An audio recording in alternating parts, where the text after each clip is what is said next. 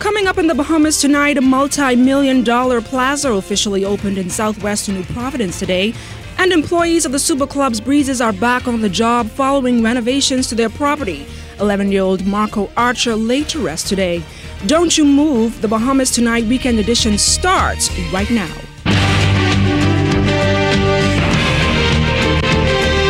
Covering the islands of the Bahamas, ZNS Network presents The Bahamas Tonight. Good evening and welcome to the Saturday edition of The Bahamas Tonight. I'm LaDawn Davis. A Bahamian family making a multi-million-dollar investment with the potential to employ hundreds of Bahamians. Today, the much-talked-about modern Southwest Plaza officially opened in southwestern New Providence. Prime Minister Hubert Ingraham congratulated the Trico family for this massive undertaking despite the slow economic period. Betty Thompson-Moss has a story. The fast-growing southwestern district of New Providence now has a brand new 150,000 square foot shopping plaza. It comes when the Bahamas, like the global economy, is still feeling the pinches. And according to Prime Minister Ingraham, it's a strong indication of the vision and commitment of the Trico family. Few would have been able to avoid the impact of the economic downturn. Hence your decision to proceed with plans to construct this plaza and to locate here a branch of Commonwealth Building Supplies, CBS, demonstrates, I believe, your vision, your dedication to your business, to your clients and to the Bahamas, and for that I express the profound gratitude and thankfulness of the government of the Bahamas. The launch of the Southwest Plaza was the dream of the late Carl Trico. His goal, a large shopping plaza in a district which now has healthcare services, post office and other private investments. Prime Minister Ingraham says it's a welcome addition to a vibrant district. I've noted on more than one occasion that residents of southwestern New Providence are able to live, to work, to shop, to bank, to seek medical attention, and to entertain themselves without having to leave their neighborhoods. This new plaza further enhances the ease at which these residents can easily access such services, thereby enhancing their quality of life. The Trico family say they are proud to see their father's vision a reality, a dream that is helping to further craft out a modern community while providing a shot in the arm for the labor sector. The family is very excited about this plaza, and as I say, it was something that was a dream of his, and it's taken a long time, but we're very pleased that it's come to fruition, and we think the plaza is a very nice addition to the area and will improve the shopping quality here, and we're very, very excited about the plaza. We think that in the end, this facility will more than likely employ about 350 people, and I think it's a great asset to this economic community here, and we only see good things in the future for this shopping plaza. The Southwest Plaza now has 22 stores. It is outfitted with CCTV cameras and constructed to the tune of $12 million. Betty Thompson-Moss, ZNS News. Superclubs Breezes on Cable Beach reopening its doors after closing 8 weeks ago for hurricane repairs. Today, owners took government officials and the media on tour of the remodeled property. Cyan Thompson was there. It's been about 2 months now since Superclubs Breezes was closed for repairs, but today they're open and ready to receive guests at the all-inclusive. Owner John Issa welcomed the tourism minister who toured the renovated facility. The major damage was to the roofing, the cedar shingle roofing and the clay tile roofing, and it had caused leaks and the ceilings damaged, and that we had to close, and we had to estimate the time of reopening. The 400-plus room resort was repaired at a cost of $3 million. The Superclubs Breezes team is proud that the work was done by Bahamians, keeping the money in the economy. We were very fortunate to have 4 very excellent Bahamian contractors, Mr. Kelly of Brokel, Mr. Keith Trico, I think his firm is based in Abaco, and Mr. Arthur Gibson of AG Electric, and Melvin Smith, who also happens to be the lead bass guitarist in the Breezes band. So it's a 100% Bahamian project, and we were able to open on time. While the good news is that Superclubs Breezes has reopened, there's even more good news. Next week, they'll have full occupancy. This is the only hotel of this size that has ever run for an extended period with a 100% Bahamian team. While there are hotel property developments going on around this location, Superclub Breezes continue to hold their own in this niche business. Cyan Thompson, ZNS News. Also, during the reopening of Breezes this morning, the tourism minister applauded Superclub owners for getting the resort back up and running while keeping some 300 Bahamians gainfully employed. And as he described, the 300 team members are going to be all back and fully employed, and November looks very good. That's 300 people who are going to be employed. And part of what I think people may not understand is that's an enormous contribution to the economy, because we have large numbers of people coming from elsewhere, coming to enjoy this facility as a result of that, employing large numbers of Bahamians who go to the supermarket, who buy items, who pay school fees, who do a whole variety of things. And so what we're finding is that this is a very important part of our overall economy. Meantime, Minister Vanderpool Wallace telling the media that training has played a big part in Superclub Breezes being able to promote Bahamians to senior levels and provide them with international exposure. By the way, one of the things he doesn't talk very much about is you find that a number of the senior managers here have gone to work elsewhere and begin to get that experience and that development, from the chefs to the accountants to the general managers, etc., so that we are rounding out the experience of large numbers of Bahamians. There is a belief in a lot of places that somehow I'm going to stay here for the entire period of my life and I'm going to know everything that needs to happen. The opportunity to do some of the kinds of things he's done here is something to be applauded, and has developed Bahamians to a level that is just incredibly good. Illegal migration continues to put a financial strain on the government's public purse. Just this morning, the Department of Immigration chartered a Bahamas Airjet to repatriate the latest group of detainees to Haiti. More than 100 Haitian nationals were deported to their homeland during that flight. According to immigration officials, the 79 males, 20 females, and 12 children departed the capital around 10 o'clock this morning. 106 of those Haitian nationals were captured by Defense Force officers earlier this week, and the additional 5 were found in the northern Bahamas without immigration status. Still to come, his brutal murder gripped the nation, and today 11-year-old Marco Archer was laid to rest. That story coming up.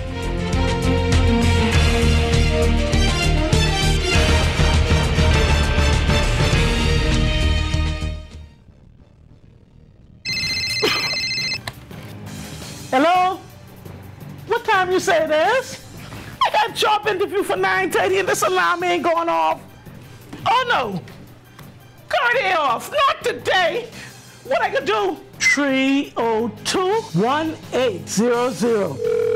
Thank you for calling the Bahamas Electricity Corporation's Express Outage Reporting System. Please turn this current on. Emergency crew, proceed to number 23, delete free lane. Hello? This is Seymour calling from BEC Emergency Services. Has your electricity supply been restored? Yes, thank you, John! Have an outage in your area? BEC's automated outage management system makes the difference. BEC, helping you make better energy choices.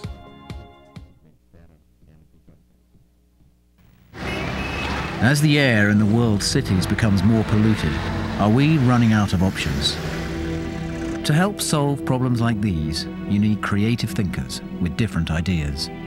Like starting with cleaner natural gas, not oil, to create a new gas-to-liquids fuel. Find out how one company is helping to reduce sooty emissions by up to 40% from diesel vehicles. See the GTL film Clearing the Air at shell.com Real Energy.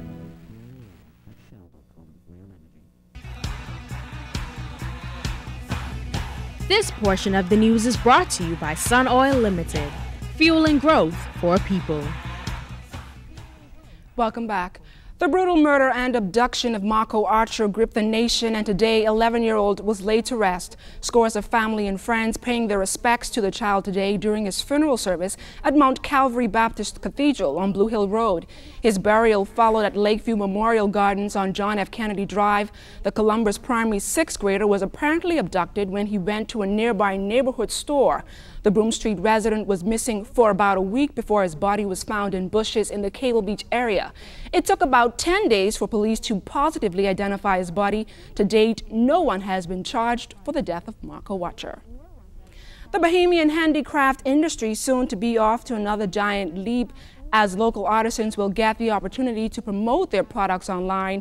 According to Chairman of BAIC Edison Key, the Bahamas has been sitting on a gold mine that is worth $200 million. To help propel the local handicraft industry, Mr. Key says the Inter-American Development Bank is providing a $500,000 grant to promote the industry online.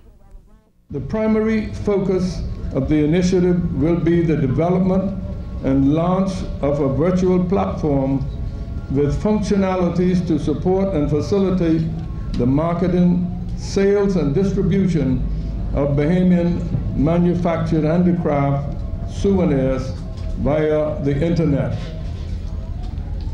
Your ability to sell your products online will be a significant step forward. This project is going to revolutionize the way we do business. Mr. Key was speaking at the 14th Annual Bahama Arts Festival put on by BAIC under the theme Achieving Excellence. Also on hand for the launch of the 3-day event was U.S. Ambassador Her Excellency Nicole Avant. She believes the potential is great for artists with the new store market and the Bahama project coming on stream. But she says being ready to embrace opportunities is key. Today's handicrafts are more fashionable and sophisticated than ever. And as you look forward to expand your sales, I would like to challenge each of you to prepare yourselves for an even more successful future through continuous innovation, striving for excellence, and by diversifying your products. As you know, we live in a time where the global marketplace is rapidly changing and forcing us all to change with it. In these difficult economic times, Bahamian artists, including those of you here today, are in a unique position to shape your own future and to achieve even greater prosperity. You can succeed by making the very best products in the market. Agriculture and Marine Resources Minister Larry Cartwright says while the local craft industry has made great strides, some refining is still needed, but he invites all Bahamians to support and help empower our local artisans. I ask that you please take the time to view what is being showcased here at this 14th Bahama Arts Festival in the ambience of this creative, hospitable setting, and dig deep into your pockets to put a smile on the faces of these artisans. They deserve our patronage. Some changes in store for next year's International Cultural Festival. As organizers focus on expanding to accommodate the thousands who flock to the event, they say the fest was extremely successful and a huge crowd surpassed last year's record of 25,000. Here to give us some highlights from the festival is Giovanni Stewart in this ZNS News iReport. That's India there showing off its dancing sway. India, one of the featured acts during the 2011 International Cultural Festival held at the Botanical Gardens this weekend. More than 25,000 people from all over the world were expected to mark the popular festival's 16th year, and lead coordinator Janet Johnson says it's grown in popularity each year for good reason. They love it because they can dine around the world. It's a phenomenal experience. They can see beautiful cultural expression on the stage. They can come and talk to booth holders. They can come and see people who are resident here in the Bahamas that they don't see all year. All the different nationalities that are here. It's a cool thing for kids because they have a chance to learn about different countries in the world. More than 100 booths were on display this year from 24 countries. The Bahamas had an expanded section serving up everything from fine cuisine to switcher, cupcakes, craft, and all things craft. it's a seasonal thing and people go crazy for it. Anytime they can find it, they go crazy. The business is very good for it. Well, clearly I'm Bahamian, and so the love affair with crab continues, so that had to be my first stop. Our neighbor to the south, Cuba, won Best in Show for the second year in a row. Their expanded section featuring cigars and original art, native food, and mojitos. Today I've discovered the mojito from Cuba. Excellent, I recommend it highly. So we decided to take it to a different level, and we started to bring a piece of Cuba to the Bahamas and the world through the International Cultural Festival. Of course, China has been the buzz of the Bahamas thanks to the multi-billion-dollar Bahar project. The Chinese ambassador's wife, Madame Louis Ping, joined here by an interpreter, one of the many delegates enjoying the annual fest. Chinese food is the best food in the world for me. I mean, it's just so different. Chinese food and Bahamian food. And there are so many Chinese Bahamians have living there for 3-4 generations. The International Cultural Festival bringing the world together as one in the Bahamas for 16 years. With your ZNS News, I report, I'm Giovanni Stewart. Thanks, Gio.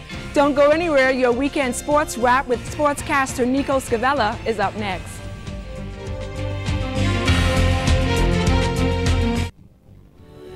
We are this